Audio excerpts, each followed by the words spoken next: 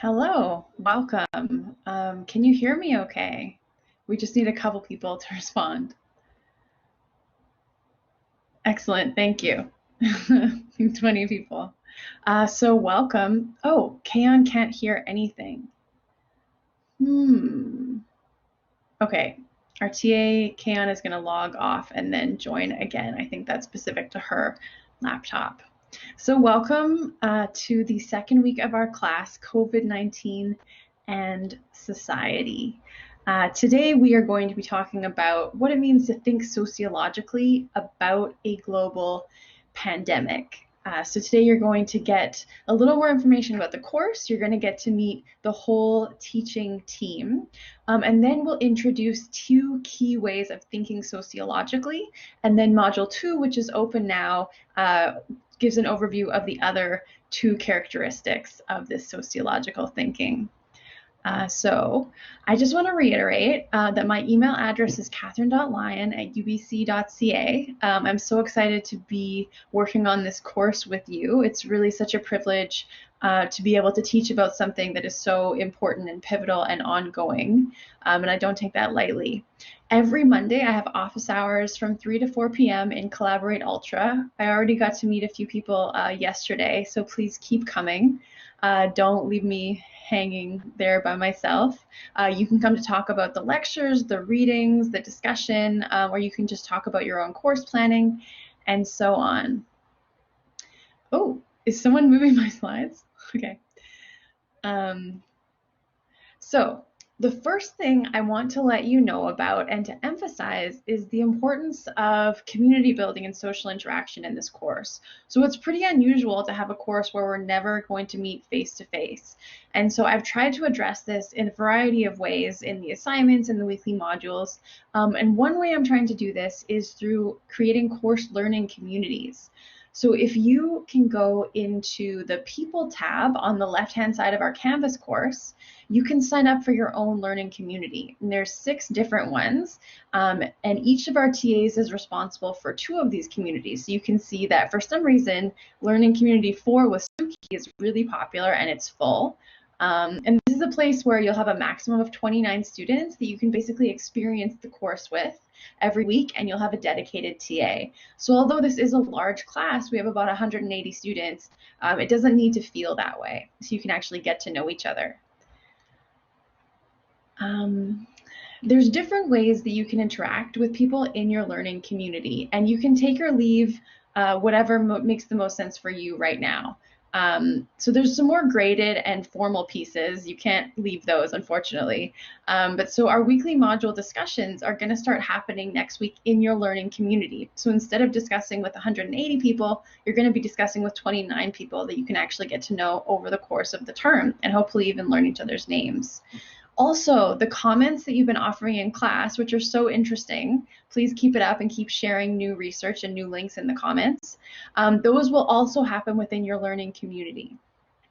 Then, what I think is kind of neat is that we're going to have an opportunity for ungraded and informal interaction in this course as well. So there's at least 3 spaces for this. In your learning community in Canvas, there's a discussion forum.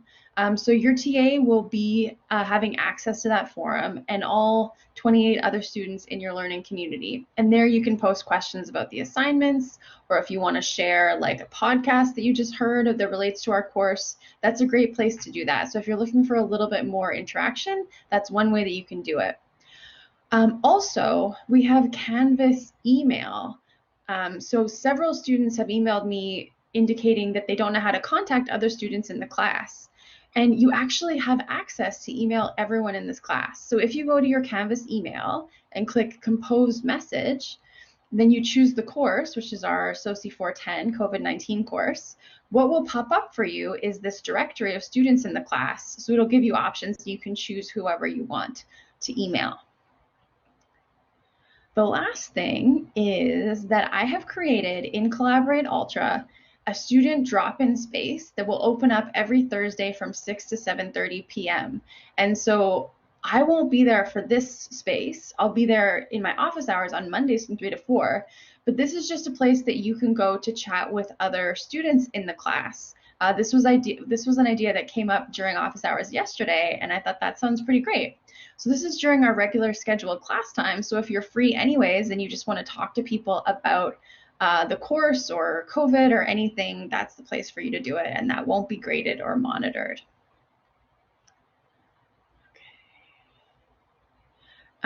So we actually have not just me guiding this course, but we have 4 total members of the teaching team. So you'll see me mostly in the lectures as well as some of our guest speakers. And we have 3 teaching assistants, Kayon, Peter, and Suki. So we all have our office hours weekly in Collaborate Ultra, and we're all available to you by email as well. So I'm going to ask Kayon to unmute her microphone and just give a brief introduction.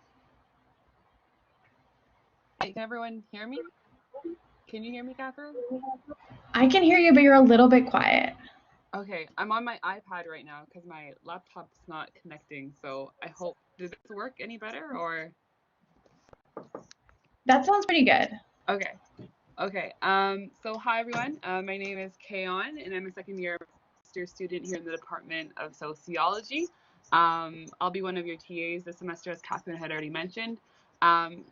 And thinking about why I wanted to TA for this course, a couple of things came to mind. So the first thing was that I was really drawn to the opportunity, again, to hear from experts in the field about how COVID is impacting different aspects of our society.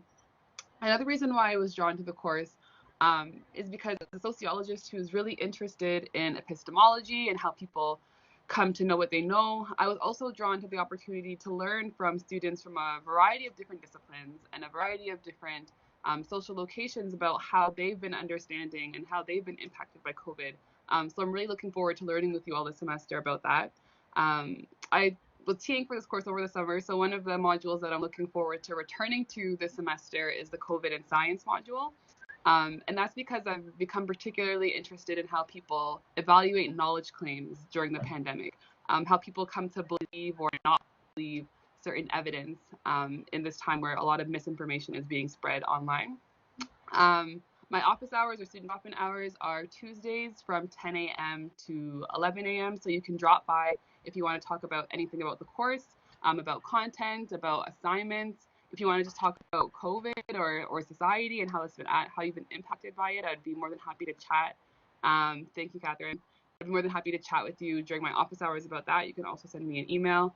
And I'll put my email address in the chat function right now, but it's just kayon.christie@alumni.ubc.ca. I'll put it in the chat function and I'll also put it in my learning communities a bit later on. So I'm looking forward to meeting you all in the learning communities. Awesome. Thanks so much, Kayon. And yeah, the science module is really interesting. So we're going to study science as a social institution, thinking about how humans over time have generated knowledge claims. And then what Kayon was mentioning was specifically how different groups of people have higher levels of trust in authorities like scientific experts, and that's affecting behavior during the pandemic. So Suki, would you like to unmute your microphone and introduce yourself? Yes. Can you see me? I can see. Yes, I can see you. Okay. Hello, Catherine and Kayan and all the folks. I'm very excited to start the course this semester with all of you. So in terms of why I want to TA for this course, first, as many of you experienced COVID-19, I think I personally was highly impacted by COVID-19 since its outbreak in China. And I was keeping wondering what does that mean for our society, for our social infrastructures, for communities, and for how we know each other. And I also personally experienced racism during the pandemic. Thus, I'm particularly interested in terms of COVID-19, race, racism, ageism, and gender inequality associated with COVID-19. And second is that I do also want to learn from everyone else, just as Kaya mentioned. When I was taking this course for summer, I learned just so much from the students, from your participation with the course assignments, with the discussions. And I can see how as a collective community, we are creating, histories, we are creating knowledge about COVID-19, and also imagine how we move forward as COVID-19 has fundamentally challenged many aspects of our society. And I just mentioned about which course module I was most interested in addition to the racism and gender inequality module, I'm also interested in COVID-19 and sex work, as well as education, which I think many of you would find really relatable and interesting. In terms of my office hours would be between 1 p.m. to 2 p.m. on Wednesday. So I welcome you to join my office hours, talk about the class alignments, class ratings, and just if you want to just chat, how do you get through how do you get through the class while we are doing the remote studying during pandemic? That's fine for me too. And I will put my email address in the text box because my email address is just more complicated than most people do. So I will put it in the text box, and yeah, just feel free to shoot me an email using my email address or the Canvas setting which Catherine just mentioned. And I look forward to hearing from all of you and learning with all of you together. Thank you so much, Suki. I really appreciate your point about the value of discussion in this class. So we not only have comments on the lectures, but we also have discussion in the Canvas weekly modules. And I think this class is really special because we have students joining us not just from arts, but also from business, science, land and food systems, and engineering. And so all of these rich academic backgrounds bring such different expertise to these complex topics, and even just focusing on different aspects of the exact same issue, noticing things that another person wouldn't notice. So this class is rooted in sociological thought, but we very much value all types of contributions to the discussion. And Suki also mentioned the ability to influence the development of the pandemic. So in really small ways, the way we contribute to the developing information about COVID can actually influence the way people treat each other and how we decide to act every single day. And the community engaged learning assignment, doing the infographics, is part of that idea that we're not separate from the community, we're part of it in this course.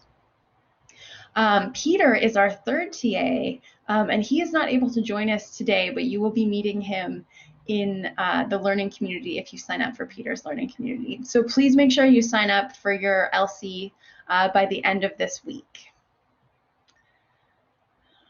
So our first module, which closed yesterday, established the structure of the course and some of the foundational ideas. And so I just want to recap what happened last week, what's happening this week, and what's happening next week, so you have a sense of the timeline for this course.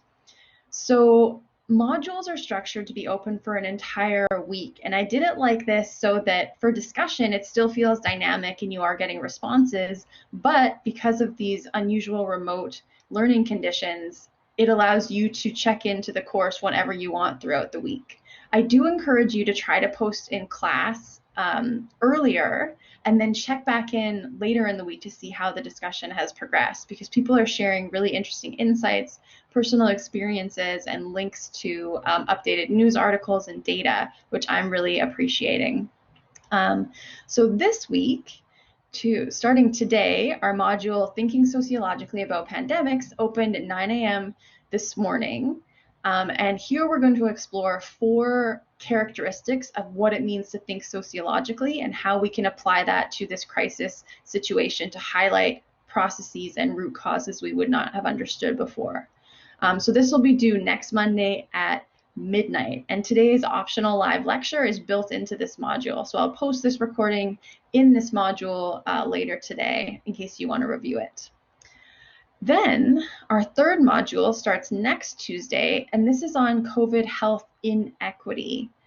And you'll have a week to complete that. And I'd like to introduce you to Dr. Lindsay Richardson, who we are going to feature as our guest lecturer in this third module. So I'm going to do about a 30-minute introduction to the foundations of studying the social determinants of health.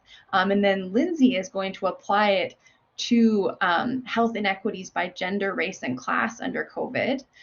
And she's going to focus on how COVID intersects with health challenges like the opioid crisis in Vancouver's downtown east side, drawing on some of her own research.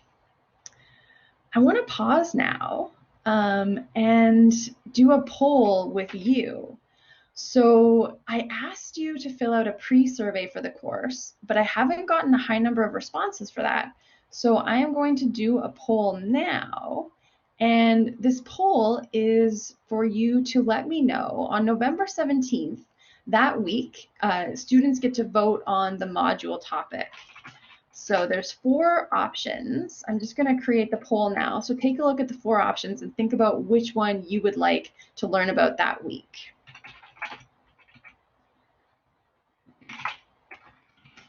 I'll be able to release the poll in about 10 seconds.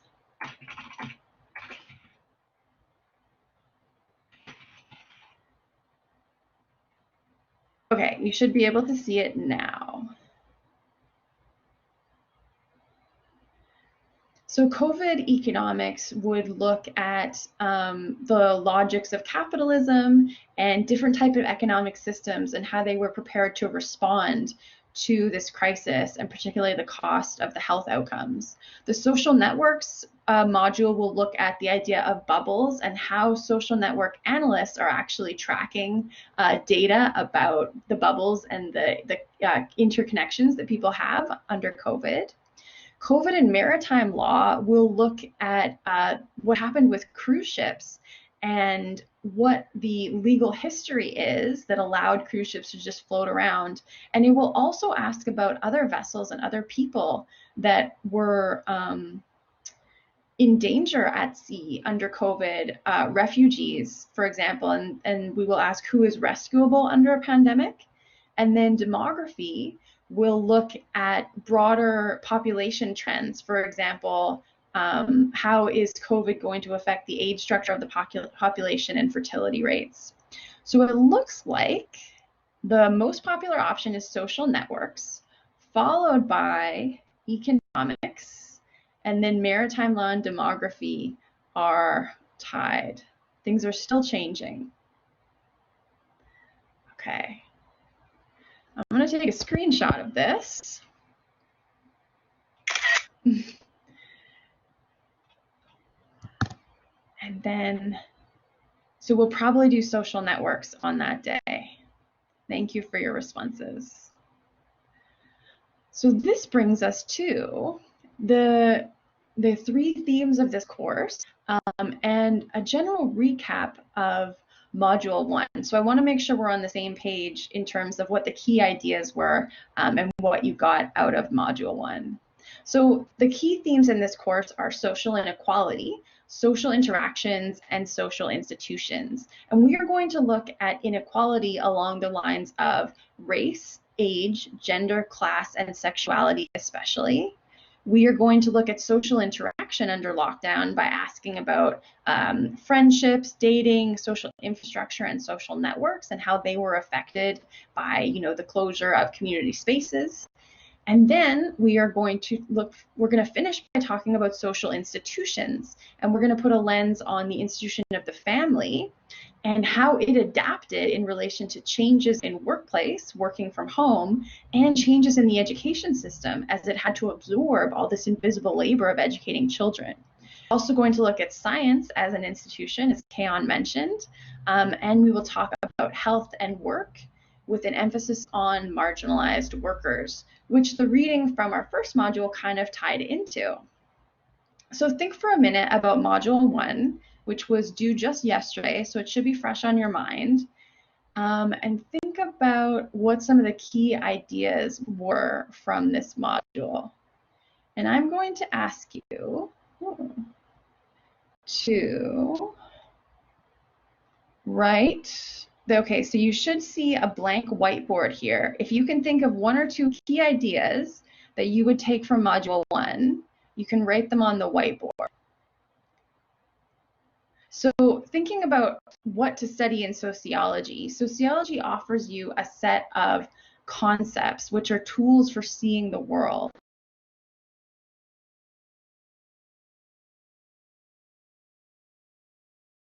Oh, good. This is excellent. Social norms, social inequality, socioeconomic status, gender, race, and class discrepancies, manifest functions, social stratification, that was really important, racism, functionalism, how COVID affects workers differently. Okay, excellent. So thank you so much for sharing. Social institutions. Yeah, so you're definitely picking up on these key themes of social inequality, social interaction, and social institutions. And then you're identifying social groups like race, gender, class. And then some people are honing in on this functionalist approach to studying institutions, looking at latent manifest functions and dysfunctions. So let's go back to the lecture slides.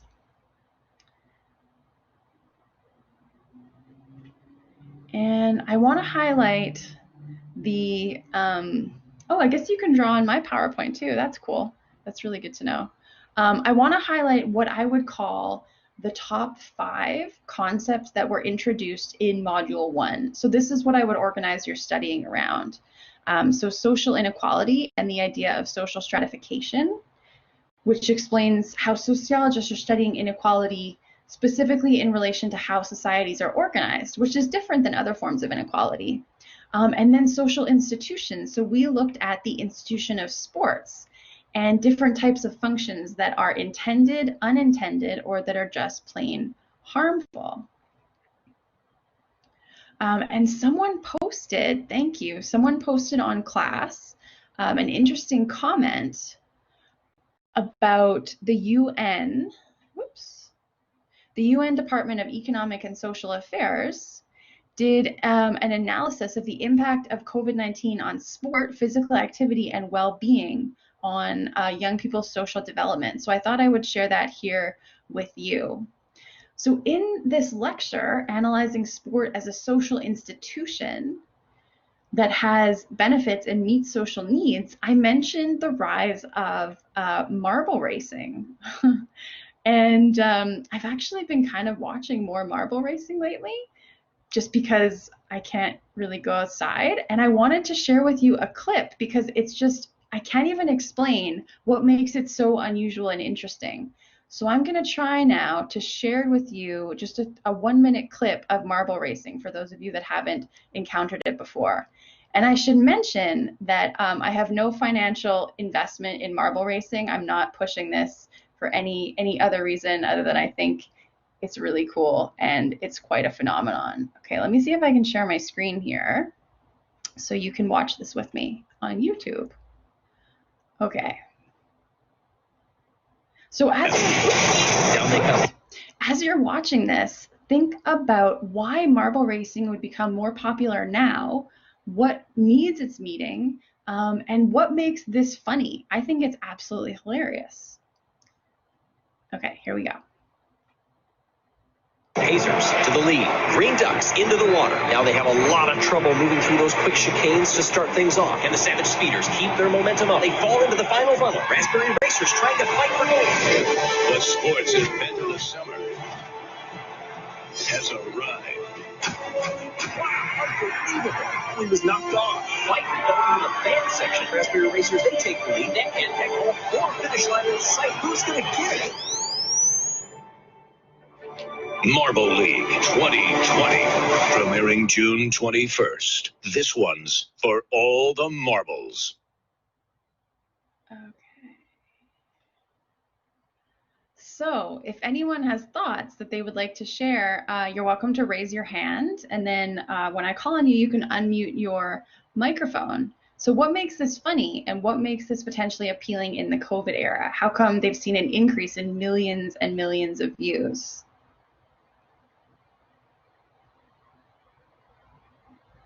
Carmen, yeah, would you like to unmute your microphone? Yeah, sure. Can you hear me? Yes, thank you. So one of the things that I feel like I'm echoing. Okay, I think it's fine now. One of the things I thought that was funny is that how there's not really any skill involved. All you have to do is just try your luck, and because it's all based on luck and chance, you really don't need to know anything. It's not like where you like for chess, for example, you need to learn a lot of the rules and whatnot. And how this is potentially appealing is that it still has that competitiveness, how people like to gamble on horses or roulette, and it's completely safe too, where there's no really that social contact where you have to have people interact with each other in order for marble racing to happen. Right. Okay. So it's safer and it's playing on the ideas and the way of speaking we normally have about highly complicated sport, but it's taking something that's really basic and almost random. Thank you. I see Menormi's hand. Would you like to unmute your microphone? Sure. Am I audible? Yes. Okay. Thank you. I think one thing that just struck my mind while I was watching this was in one of your mini lectures, there was the idea of how the thing that COVID has restricted is not going out and participating in sports. So the craze of just cheering in, the collective voice. So when I was watching this, the background sound and that constant, that feeling of that collectiveness was something that I could echo with while watching marble racing. So I have never personally watched this, so it was kind of fascinating for me. So this can kind of um, not kind of increase that feeling of isolation, which is very common now. So the collective voice was something able to echo with while watching the video. Great. Thank you so much. Oh, now I'm echoing. Um, Okay, I think it's working now. So yeah, this idea that you are taken to this immersive environment and they're creating this fake background noise of the crowd, and you can hear people cheering, and there's the noise of people like spilling their drinks, and it's kind of like being immersed in that spectacle. I see Anna's hand. I think part of the reason too is because it provides a much needed distraction. A lot of the things that we have been seeing on TV, there's so many emotionally charged situations around the world that seeing something as simple as marbles racing is just kind of making fun of sports at the same time as providing that distraction that sports also provide as a function.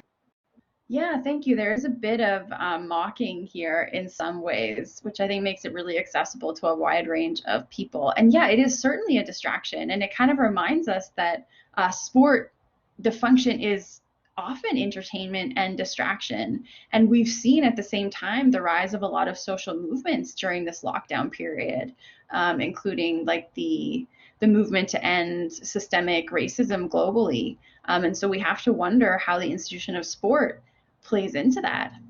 So thank you very much. I want to move on and show you what your map looks like right now.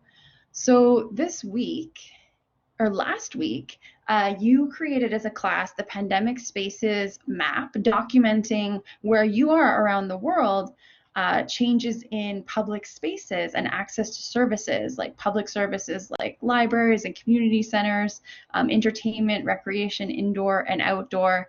And what we see here is that we have pins on at least 10 countries. And I know from the student survey that the majority of students taking this class are in Canada right now, but we also have students joining us in countries like the US, Taiwan, India, Indonesia, and China. And if we zoom in, we can see Vancouver is filling up quite a bit. So if you joined this class late, I know some people are still registering. We do have a 2-day window on completing this module, Module 1. So if you complete it 2 days late, you won't be penalized, especially if you just joined the class. But otherwise, when the modules close Monday at midnight, there'll be a 5% late penalty per day, which I think is pretty small. But try to get your work in on time. So this map here, Oh, the question is, does that mean September 16th at 11:59 p.m.? So today is, I'm just looking at my, yeah, that's right. So we have the special extension until September 16th at midnight for anyone that joined the course late. So this map, thanks Carmen for clarifying. When it's all cleaned up, I will send you an email and then we'll make a shareable link in case you want to share it with anyone who wants ideas about things to do under the current phase. So great job with that. Keep it up. What I want to talk about now is the two key ideas to take away from today's live lecture in relation to Module 2. And Module 2 basically asks, what does it mean to think sociologically and to think sociologically about COVID? So the outline is, sociology is the practice of looking for general patterns in society and the lives of particular people. So to think sociologically is to shift the lens away from an individualistic perspective and toward an entire group or population. And I think this perspective is particularly critical in a time like the one we're living in now, where collective action really does save lives, and that's never been more visible. So to put it really simply, sociology is the systematic study of human society. And what makes it systematic? Well, this is because it follows a scientific method and it has transparent procedures that can be assessed by other scholars for their validity and replicability, and it builds on previous research to generate new knowledge claims. And sociologists tend to look at how external factors like the economy, culture, and even global pandemics in our case, shape both individual and collective experiences. So let's look at an example together. So our example is depression and broader mental health challenges. So we often think of these as an internal and a personal issue that requires an individual response and sometimes a medical response. But sociologists absolutely acknowledge this, and they also find that depression is organized by social groups, and we can see this under COVID. So one factor is whether you have the ability to self-isolate at home. So here we see the results of data collected in March 2020. The percent of adults who say worry or stress related to the virus has had a negative impact on their mental health based on sheltering in place status. And as we'll talk about, some groups have more control over this than others. So the way we respond to the pandemic and the resources we have access to, the control we have over our lives, can shape our mental health. There's also a gender gap in mental health among parents. So a greater percentage of women than men reported COVID-related mental health challenges, both in early and in late March, as shown here. But we see a greater gap between men and women's mental health when they are parents of children under 18. One explanation is the impact of lockdown and homeschooling, and that this can be gendered, with women taking on more of this unpaid domestic labor. And recent research from sociologists in UBC are actually showing that women are less likely than men to go back to paid work, even as the lockdown eases up. We'll talk about that in our module on the family.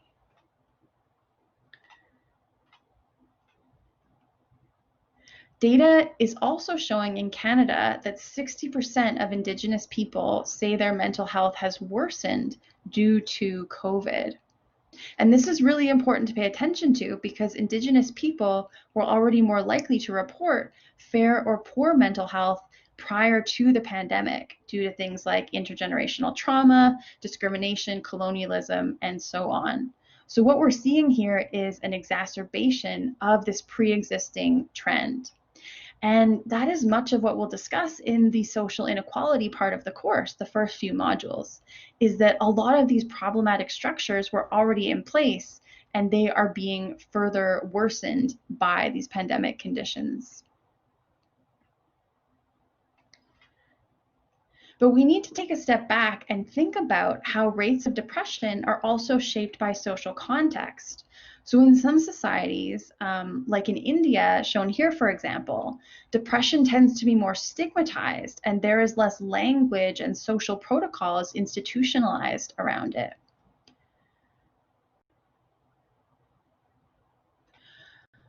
And in these cases, people are less likely to self-report, so we even have less data to start measuring rates, let alone to provide support for people facing challenges.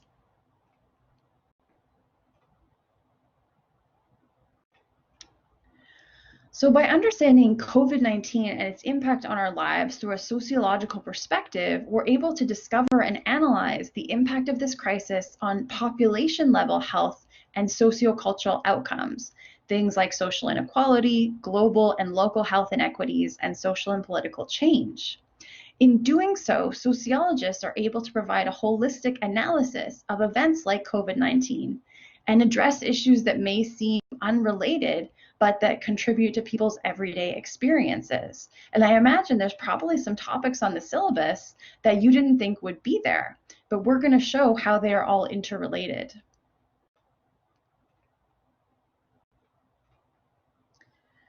So there are several characteristics of sociological thinking, and in this live lecture, we're going to talk about two of them.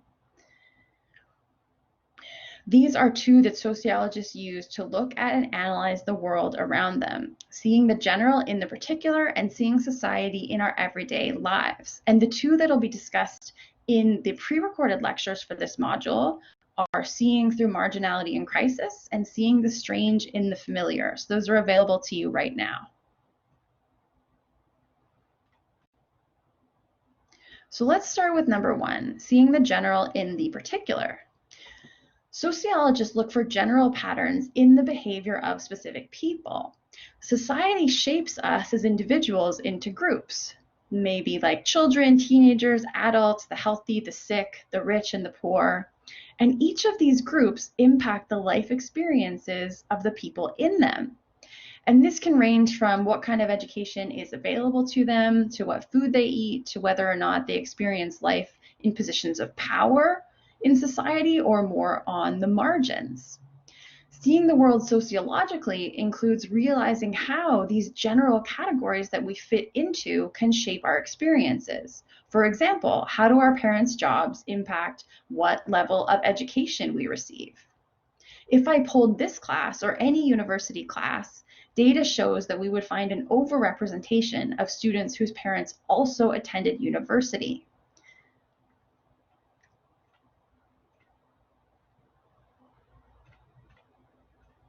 So in the context of COVID-19, what does looking for the general in the particular look like?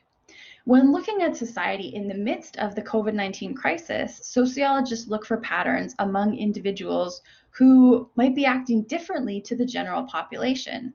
We might ask who isn't wearing masks when they're asked to, or who's deviating from the norm by going against government regulations.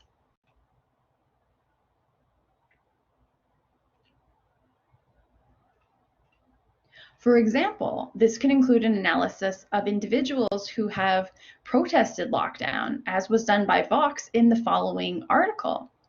And this article links anti-lockdown protests to the category of race in the United States context, so looking for the general in the actions of these particular people. Now we're going to talk about the second characteristic of sociological thinking in relation to COVID. But first, I have a question. What do you think this is? You can answer in the chat.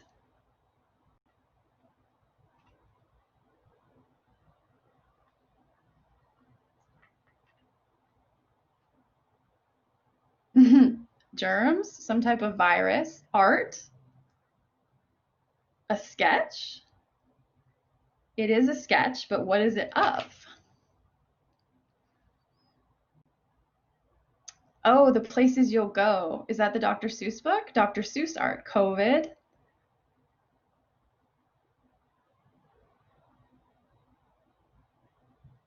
Okay. Are you ready? Bacteria. A maple leaf. Okay, so starfish. Good guess. So this is actually the top of a rooster. And I'm going to flip through a series of images where we're zooming further and further out from the image. And with every image, think about how your understanding of what you are looking at changes.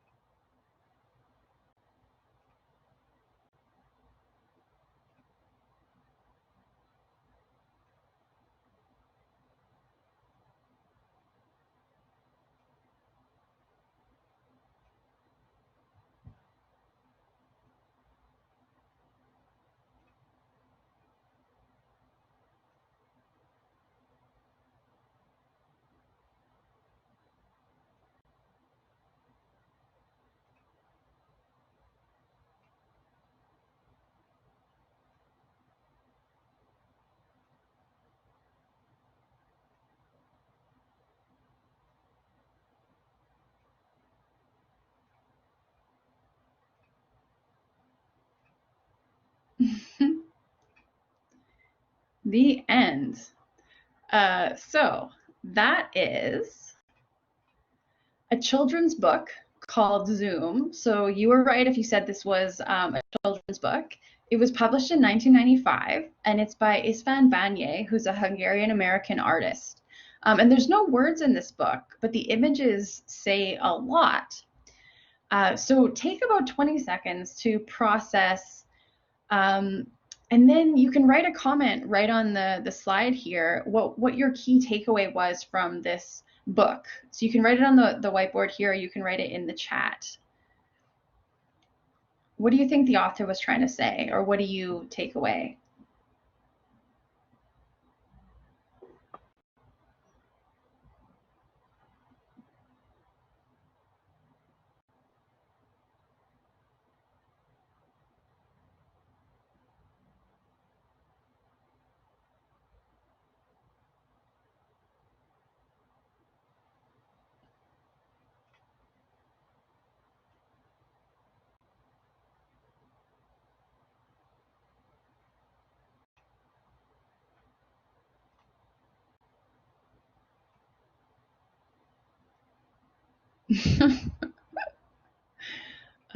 Okay, so it reminded Nolan of Horton Hears a Who. There's always a different side of the picture that you won't expect. A lot of people are commenting on perspective. What you focus on will change the further and further you go. An outsider will see different things than an insider. It's very sociological, a la Zimmel. There's also comments about withholding judgment, and then there's some comments about size. Ones that were too small, and someone else said size matters. There's always a bigger picture. The way we approach something shapes the conclusions we make.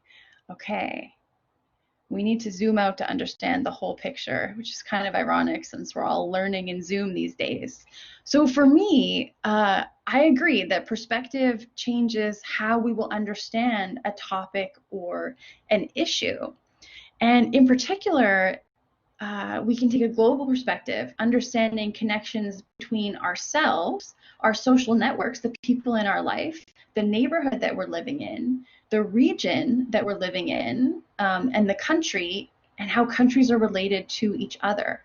And this brings us to our second characteristic of sociological thinking, which is seeing society in our everyday lives. So sociologists generally call this using the sociological imagination. And we're going to talk about sociological imagination a lot in this class. And I want to emphasize that it's not something just to memorize the definition of. It's a way of seeing. It's a tool to use to make sense of situations. So in 1959, US sociologist C. Wright Mills wrote the book The Sociological Imagination.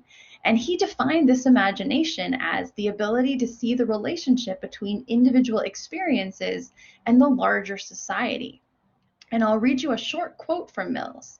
He wrote in 1959, quote, "Nowadays, people often feel that their private lives are a series of traps. They sense that within their everyday worlds, they cannot overcome their troubles. Yet, people do not usually define the troubles they endure in terms of historical and institutional change." Mills is putting our individual experiences in broader context, specifically historical and institutional context.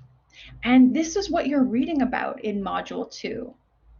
So we're reading chapter 1 from Mills' book, and he named the book The Sociological Imagination. Does anyone know what the name is of chapter 1?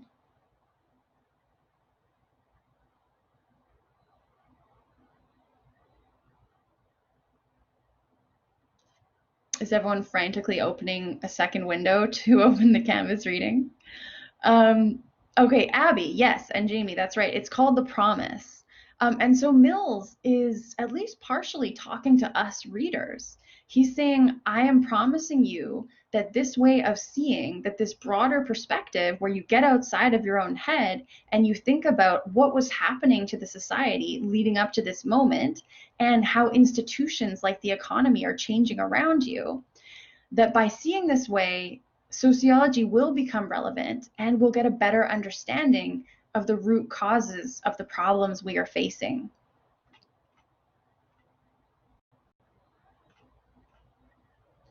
So today, we can use the sociological imagination to understand how our experiences of this pandemic are being shaped by what's happening in the world. So for example, if an individual lost their job in mid-March of 2020, at the individual level, they might feel like this personal experience of being laid off is an isolated event.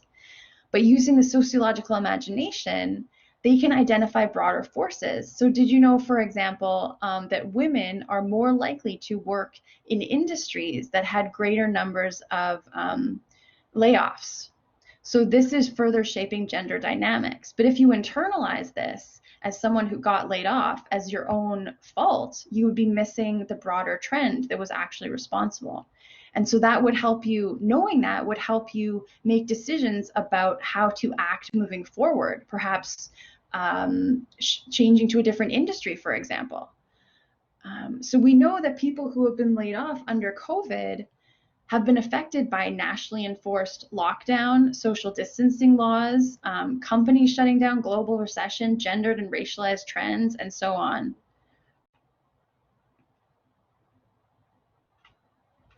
And more broadly, we can see that the total number of cases in Canada varies significantly by the part of Canada that you are living in.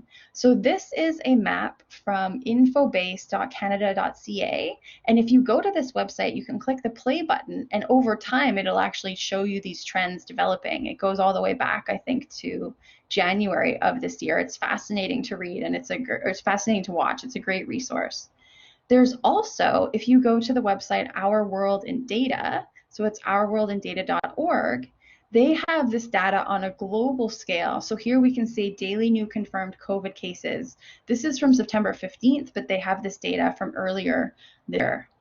So sociologists are asking about these broader trends in order to understand what's happening on our neighborhood and in our own house even. Which brings us to the discussion activity for this module. So this module actually has 3 discussion options, but I always want to give you choice in the discussion because I know everyone is having different experiences in relation to the pandemic. So you're never going to be forced to write on something that is maybe too close or that you're not ready to process. So there's three options, but today I want us to just talk about the first option. So if you choose this option, you'll be asked to pick anywhere in any city in the world, as long as it's not Vancouver, and to pick one or more socially significant statuses. So this could be gender, ethnicity, age, ability, and so on.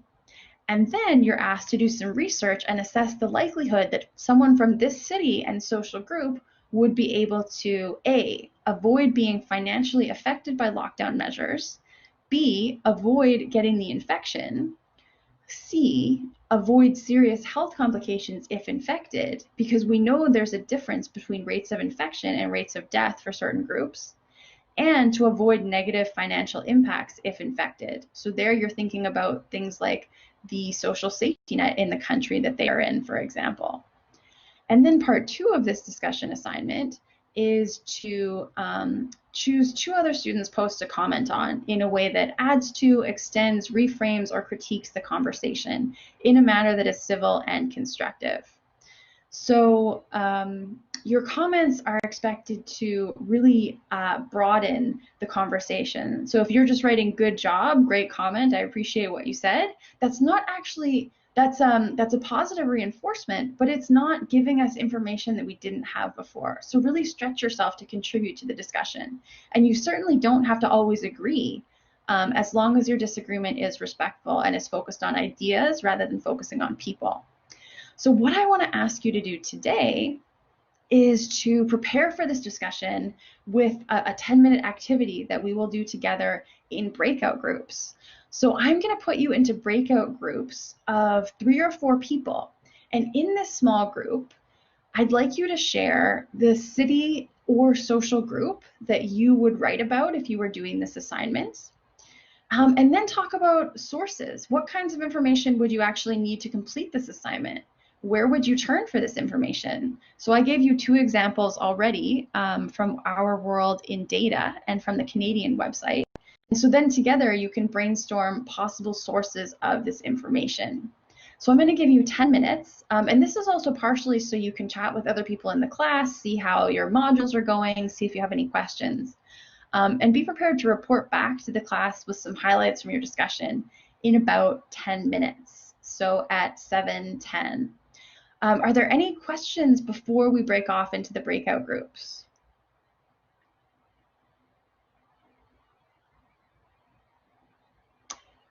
Yes, Suki is saying, can we post these questions in the text box? Absolutely. So first, I will post part 1 in the text box, and then part 2, and then part 3. Okay, so I'm going to set up these breakout groups. Oh yeah, can you bring up the topic question again? Here is the topic. And I'll also post this in the chat.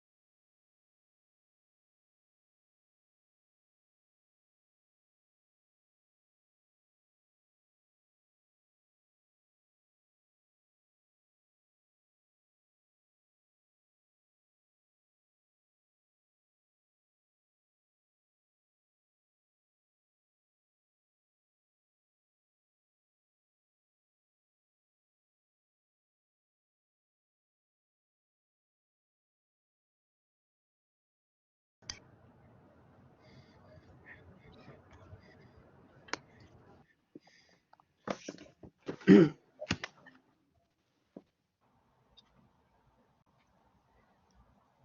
welcome back. So as you're rejoining the main group, please mute your microphones and turn off video so that we can have a good, clear signal. So I would love to hear from representatives from a few groups on what you discussed, what groups people are thinking of studying, what cities they're interested in. And so this assignment is basically practicing using the sociological imagination to think about the broader trends that would affect a person or a group of people in a particular time and place. So would anyone like to raise their hand and unmute their microphone and share what their group chatted about?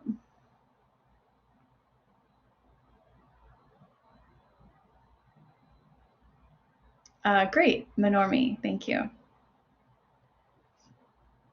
Am I audible? Yes, you are. Okay, thank you. So we did a comparative analysis. So we were getting ideas about like accessing healthcare in Norway, and then the idea of individualism versus collectivism. But I'll just kind of bring it down to one country that we were having a discussion about. So we were talking about, so some members in our group looked at how India is reacting different to the virus in comparison to how it is in China. So China bounced back really quickly, even though the pandemic originated from there. So bringing that back to India, it was like, why are people refusing to wear a mask, and why is it like 90,000 cases per day, 80,000 cases per day compared to other cities? So we were thinking in terms of individualism versus collectivism in India. So I feel, based on what I was studying and reading in the news, since my parents lived there in India as well, so my mother has been forced to go back to school, and it's been really scary because the environment, the social environment is a little bit different. So first is socioeconomic status. Everybody does not have access to a laptop there. They don't have computer.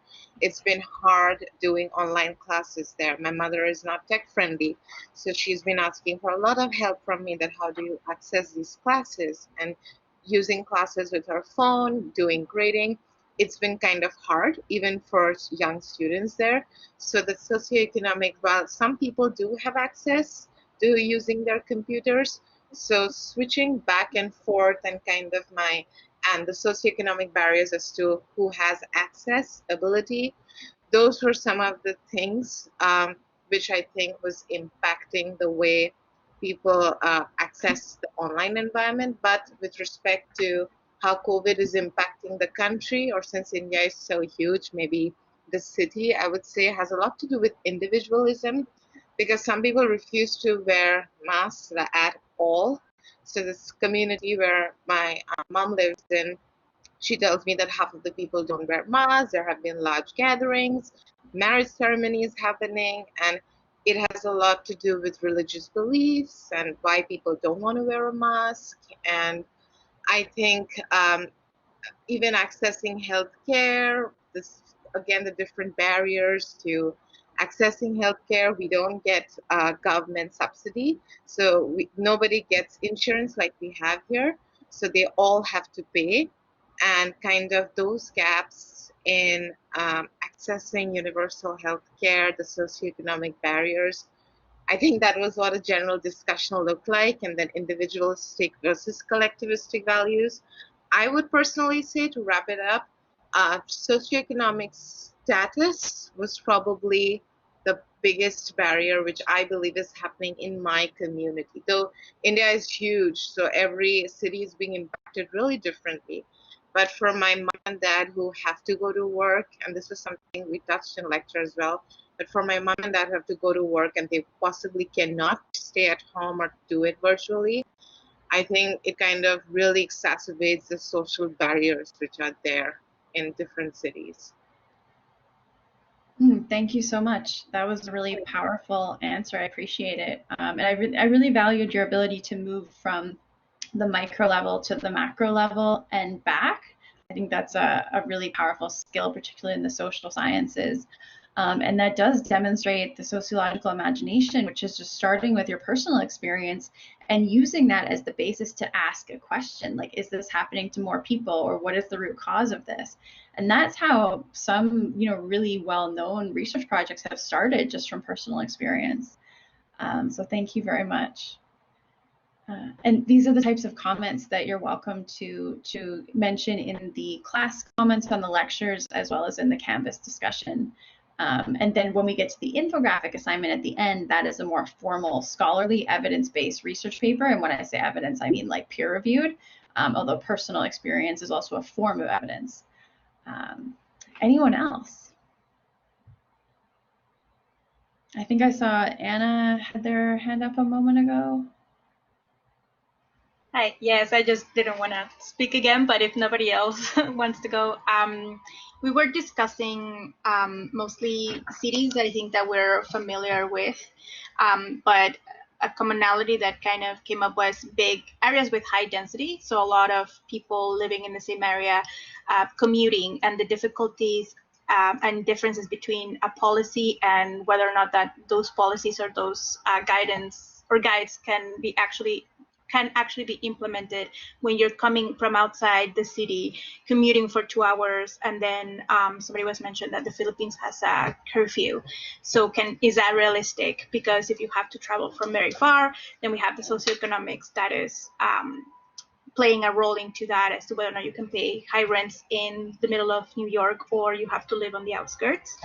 And so economic status and access to mass transit, things like that.